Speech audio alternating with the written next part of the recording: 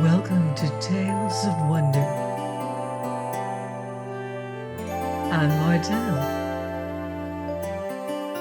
and I have a wonderful story to share with you about a horse called DAPPLE.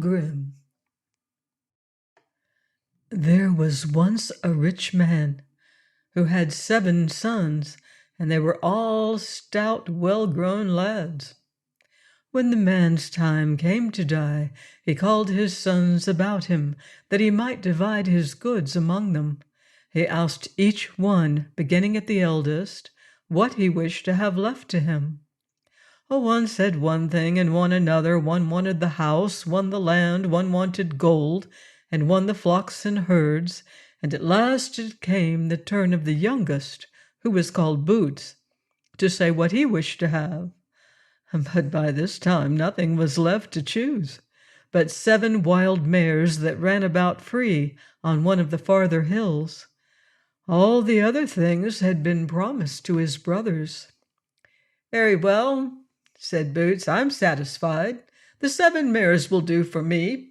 When they have colts, I will leave the colts with their mothers until they are big enough, and then I will sell them, and so I will have enough to live upon." The 6 older sons thought Boots a great simpleton, to be satisfied with so little. But since he was content, it was not for them to quarrel over it. Soon afterward the man died, and the 6 older brothers divided his riches among them in very friendly fashion.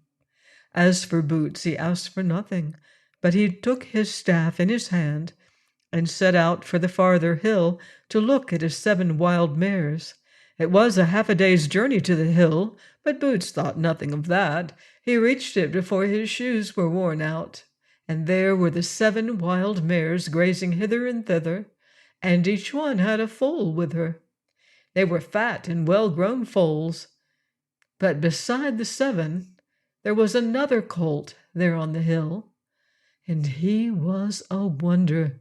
His coat was a beautiful dappled gray and shone like silk, and he was more than twice the size of any of the other foals. "Now in all my life never have I seen a colt like that colt," cried Boots. "The other 7 foals I will leave here with their mothers, but this one I will take out into the world with me, for already he's big enough and stout enough for me to ride him." "Nay, master," answered the colt, "that is not what you should do. Do you leave me here for another year to run free and grow, and it will be well worth your while. But as for the other 7 foals, take them to the market and sell them, and with the money you receive, buy me fodder.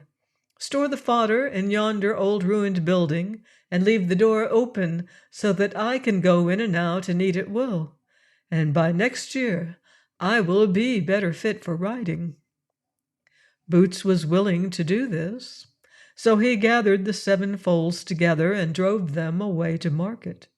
There he sold them as the dappled colt had bade him, and bought fodder, and this fodder he stored in the old ruined building for the colt to feed upon at will.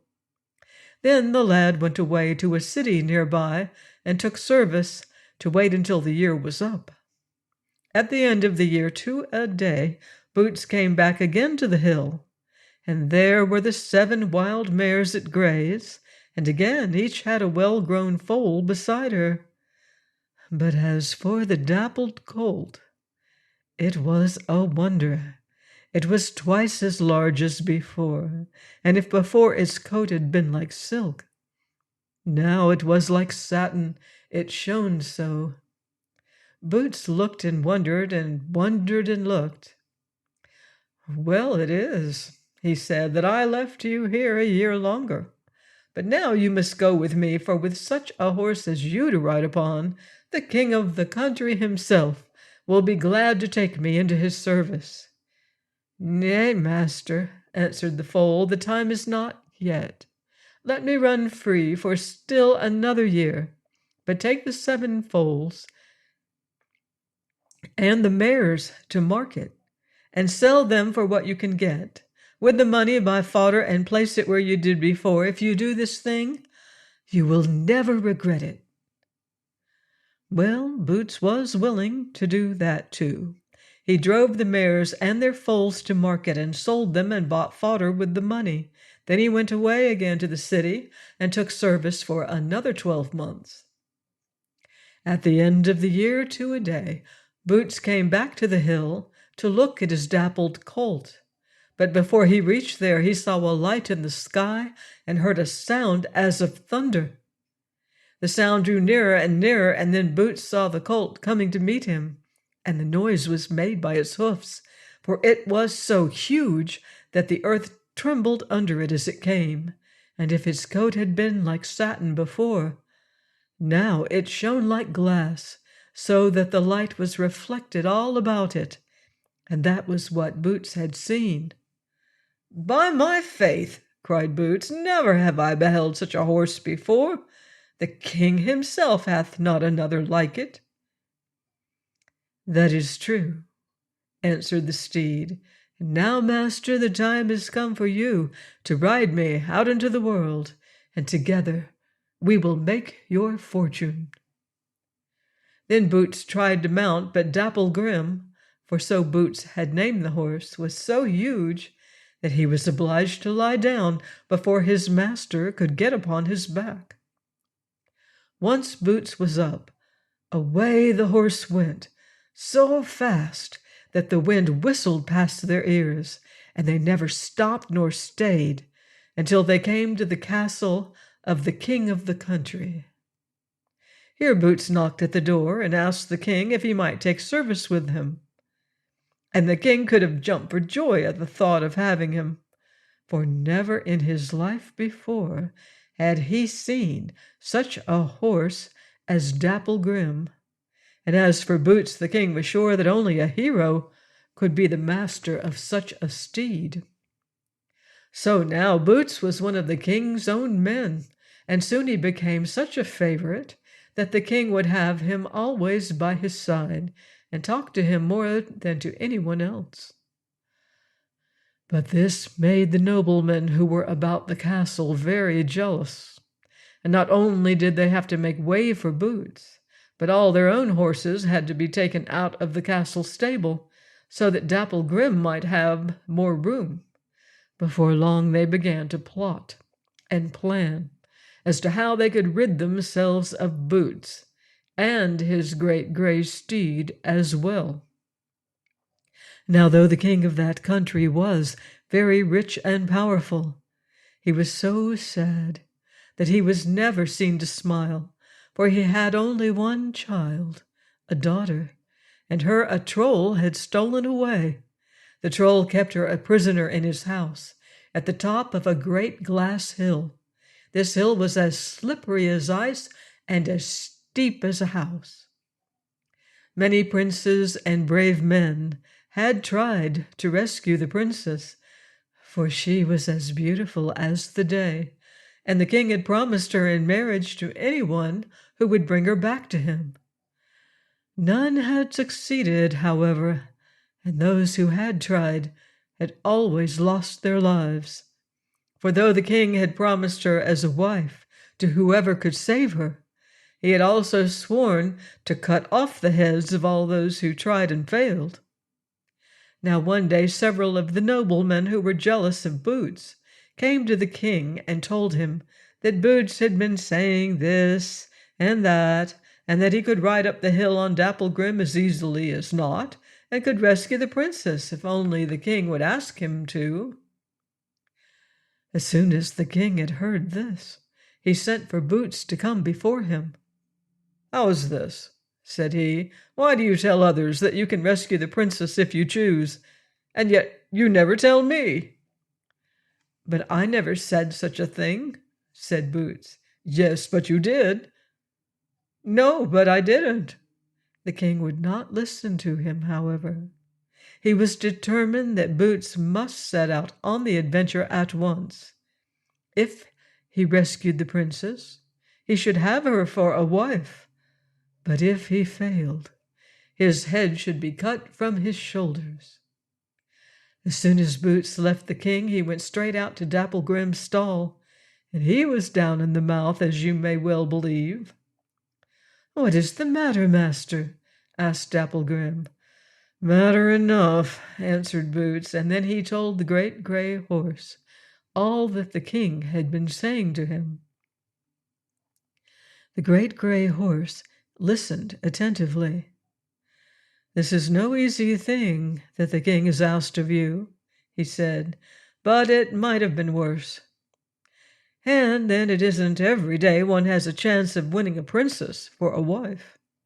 Do you go back to the king and ask him for 10 pounds of iron and 12 pounds of steel and 6 blacksmiths to do some work for us, for I must be properly shod before we start out on this adventure." Well, Boots went back to the king and asked him for just that, 10 pounds of iron and 12 pounds of steel and 6 blacksmiths to work for him. The king did not say no. 10 pounds of iron and 12 pounds of steel were brought to the palace, and 6 blacksmiths came to shoe the great horse Dapplegrim, and it was a task for all 6 of them, for after the shoes were made, it took 3 blacksmiths to hold up each one of Dapplegrim's feet, and 3 more to fit the shoe to it. But when it was done, never any other horse in all the world was shod like him. Then Boots mounted and rode forth. On and on went Dapplegrim, so fast and far that you might have thought that they would have ridden over the very edge of the world. Finally Dapplegrim asked, "Master, do you see anything?" "Yes," said Boots, "I see something far before us. It looks like a wall of snow, with a black spot on top of it, no bigger than a nut." "That white wall is the hill of glass," said the gray horse, "and the spot on top of it is the troll's house. But we have still a journey to make before we reach it." Then on they went, and on they went, and after a while they came to the foot of the hill. When Boots looked at it, his heart sank within him, for he did not see how any living thing could keep a foothold on it. "Well, here we are, master," said Dapplegrim, "and now, unless we can mount the hill, it is an ill day for you and me too." Then Boots gathered up the reins and rode the gray horse straight at it, and the fire flashed from under Dapplegrim's feet. 3 times Boots rolled Dapplegrim at the hill. The first time, the gray horse scarcely mounted as high as a man could reach, and then his feet slipped from under him and back he fell. The second time, he rode halfway up the hill, and then again back he slipped. The third time he sprang forward upon the hill of glass, and his great feet struck it. The glass cracked and crashed beneath him. Up and up he went to the very top, and on into the troll's house. The beautiful princess was sitting beside the window, weeping, her golden hair all loose and falling about her, and the troll was there beside her. Dapplegrim thundered into the hall and over to the princess, and Boots stopped and caught her up to the saddle beside him. Then Dapplegrim wheeled, and away they went, faster than the wind, and the troll did not even have time to catch up the sword that lay beside him, or try to stop them. It was a long way back to the castle, and Dapplegrim had 2 to carry now, but that was nothing to him. On and on they went, and when they thundered up to the castle gate, the king and all his court came out to meet them. Then there were great rejoicings and kissings and shoutings, as you may believe. Boots stood there among them, and he was the hero of it all.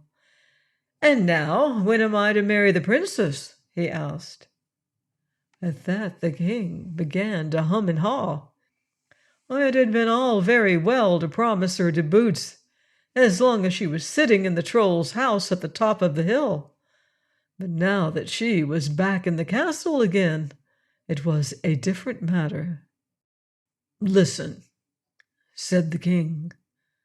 "You shall have her as a bride, of course. I've never said anything different, but first you must level down the ridge of rock there in front of the castle, for it is so high and black that never a ray of sunlight comes in at the windows from one year's end to the other." Well, that was not in the bargain at all, and Boots did not know how he was to level down a whole mountain of rock. But the king would not listen to him.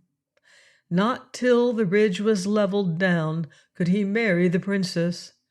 And moreover, if he failed in doing it, his head should be cut from his shoulders. Then Boots went out to Dapplegrim's stall, and his mouth was down at the corners, as you may well believe. "Well, master, and what is the matter now?" asked Dapplegrim. Then Boots told him all about it, and what he had said, and what the king had said, and how he feared he was to lose his head after all. "Ah, well, this is not such an easy task," said the great gray steed, "but after all we may be able to do it. But first do you ask the king for 12 pounds of iron and 15 pounds of steel, and have new shoes put upon my feet, for we will need them." That is just what Boots did. He asked the king for 12 pounds of iron and 15 pounds of steel. It took 8 blacksmiths to shoe the great gray horse. When Dapplegrim was newly shod, Boots mounted upon his back and rode away toward the ridge of rock, and the king and all his court came out to watch what he would do. Dapplegrim rode up to the top of the rocky ridge, and then he stamped with his great iron-shod feet, and he was so heavy that at once the ridge sank down 15 ells into the earth. Then Boots rode up and down, and every time Dapplegrim stamped the ridge, it sank down under him until at last it was as level with the earth as the palm of your hand. "And now may I have the princess for my wife?" asked Boots. "Oh, of course, of course." The king had never intended anything else, but before she could go to church with Boots, she must have a horse as great and fine as Dapplegrim to ride upon. Boots might have 3 days to find such a horse for his bride, but at the end of that time, if he had not found it, his head would be cut from his shoulders. Well, that seemed a hard thing to Boots. That had never been in the bargain at all. Besides, he doubted if there was such another horse as Dapplegrim in all the world beside. Out he went to Dapplegrim's stall, and if he had been down in the mouth before, he was 10 times more so now. "Well, master, what is it this time?" asked the great gray horse. "Are you not to have the princess for your wife?" Yes, Boots was to have her, but not before he should do this and that, and he told the whole story to Dapplegrim. "This is a harder task than either of the others," said the great horse. "There is only one other horse in the whole world that is my match in size and strength. Whether or not we can get him, I do not know, for he is very wild and fierce. But before we start out on this adventure, I must be new shod with 15 pounds of iron and 15 pounds of steel. Besides this, you must ask the king to give you a barrel of tar, 12 sacks of grain, and the carcasses of 12 oxen, and 12 hides of bullocks, set all over with sharp spikes. Have these loaded upon me, and then we will set out. And what is to happen will happen." Well, Boots went to the king and asked for all these things, and the king did not refuse him. Dapplegrim was new shod with 15 pounds of iron and 15 pounds of steel, and upon his back were loaded 12 sacks of grain, and the carcasses of 12 oxen, and the hides of 12 bullocks, set all over with sharp spikes, and a barrel of tar. Last of all, Boots mounted his steed, and away they rode, and the earth shook beneath them, and the wind whistled past their ears. They went on, and on, and on, till all the world seemed left behind. And at last they came out into a barren plain, and all the air around them and overhead seemed filled with the sound of the beating of great wings. "Now tell me," said Boots, "what is that sound I hear? For it almost makes me feel afraid."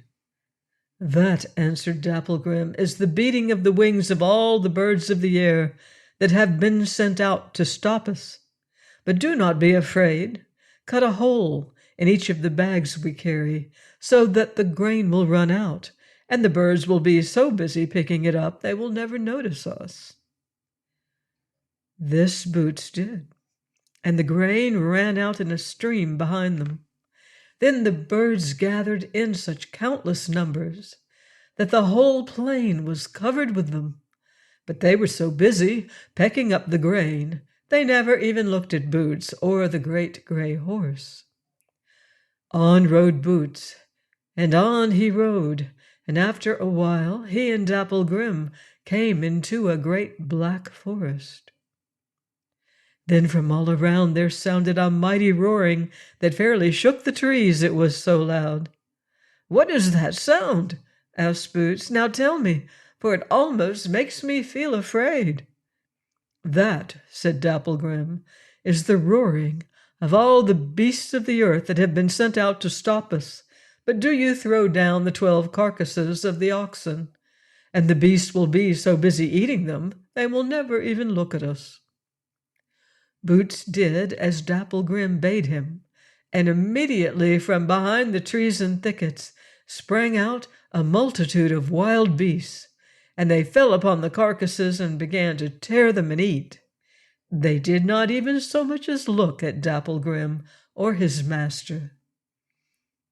On and on went Boots and his great gray steed, and now they came out of the forest upon a place that was covered with great rocks and boulders, and here Dapplegrim bade Boots light down. "Master, the time has now come for the hardest part of all our venture," said the horse. "It may be I will not come out of it alive, nor you either, but that is as it may be. Take down the barrel of tar and set it yonder among the rocks. Take off my bridle, and then cover me all over with the spiked hides. When this is done, do you climb up in yonder tree, where you will be out of harm's way. Presently the steed that we are in search of will come, and he and I will fight together. Watch carefully that barrel of tar, for while we are fighting it will be set on fire. If the fire burns low and smoky, I will be overcome. Then you must try to escape the best you can. But if the flame rises straight and clear, then I am winning. In that case, make haste to come down and slip the bridle over the head of the strange horse. Then he will become gentle and quiet, and you may do with him what you will." Boots obeyed Dapplegrim in everything. He took down the barrel of tar and set it among the rocks. He took off Dapplegrim's bridle and covered him all over with the spiked hides. Then he climbed up in the tall tree nearby and hid himself among its leaves. No sooner had he done all this than Dapplegrim struck the ground 3 times and neighed loud and clear. At once, from far away, there came a sound of neighing. Nearer and nearer it came, and so loud and terrible it was that Boots was filled with fear.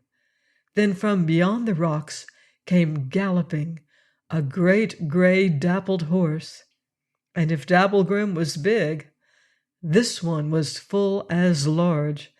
If Dapplegrim was strong, this one was as strong, if not stronger. Fire flashed from his eyes, and smoke poured from his nostrils. At once he and Dapplegrim began to fight.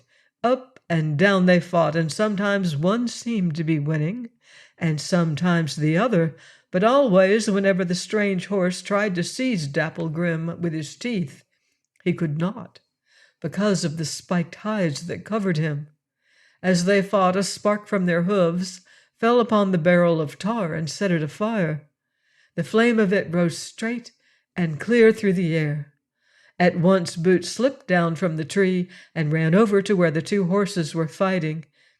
As soon as he did so, he saw that Dapplegrim had seized the strange horse by the neck and was holding him with his teeth. Boots made haste to slip the bridle over the strange horse's head, and at once it became quiet and gentle. Only it still shook and sweated from the fight. Then Boots mounted on the new Dapplegrim's back and rode back toward the castle, and the old Dapplegrim trotted along behind him. Safely they passed through the forest and crossed the plain, and as they neared the castle they saw that the king and all his court had come out to meet them, for they had heard the news of their coming. Boots lighted down from the new Dapplegrim and led both horses to the king.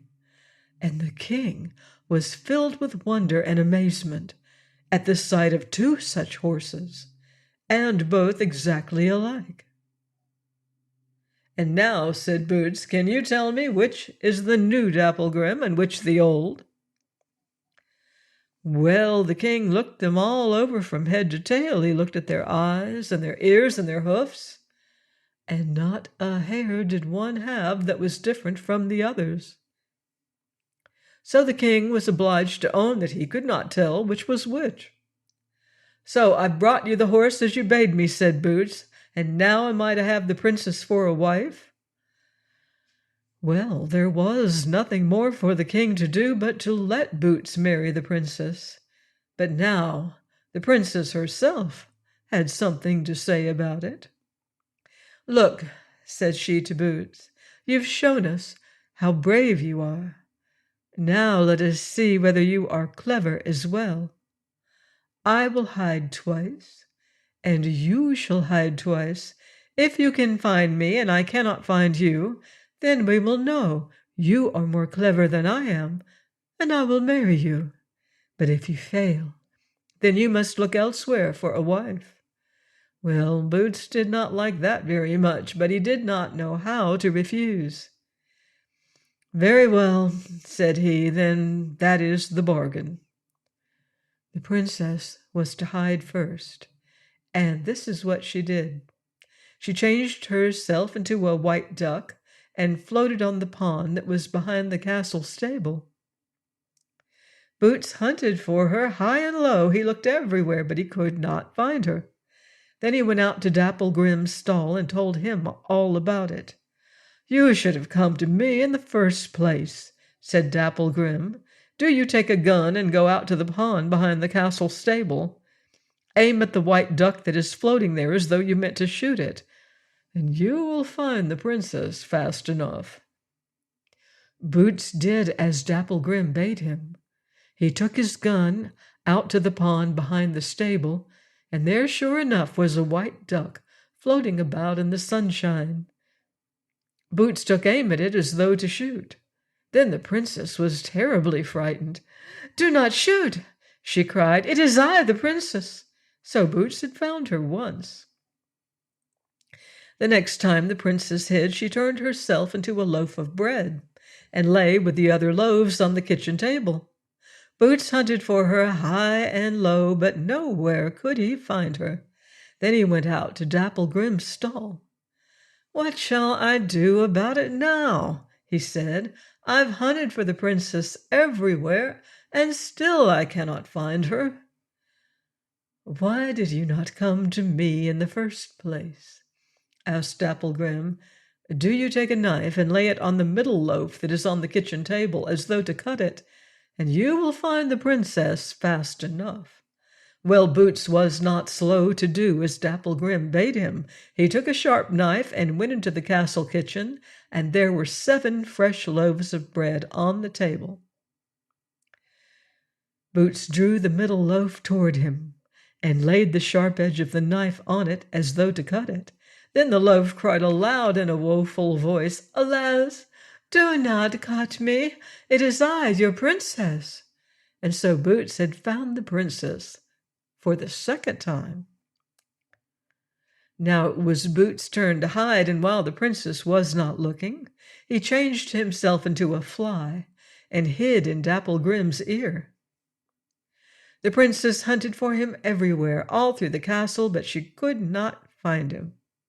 Last of all, she came to Dapple Grim's stall to look there, but when she tried to enter, Dapple Grim would not let her. He kicked and snorted and bit until the princess was fairly frightened. At last she was obliged to own that she could not find Boots. Then at once he stood before her in his own proper shape. "You failed once," he said. "Now let us see whether you will be any more clever the second time." The next thing Boots did was to change himself into a clod of earth and hide in the hollow of Dapple Grim's foot. The princess hunted for him everywhere, but she could not find him. Then she came to Dapple Grim's stall, and this time he let her enter. The princess looked him all over, but could not find Boots. Last of all, she tried to lift Dapple Grim's feet to look under them, but this she could not do. The great gray horse stood like a rock, and she could not move him. Then the princess was obliged to own herself beaten.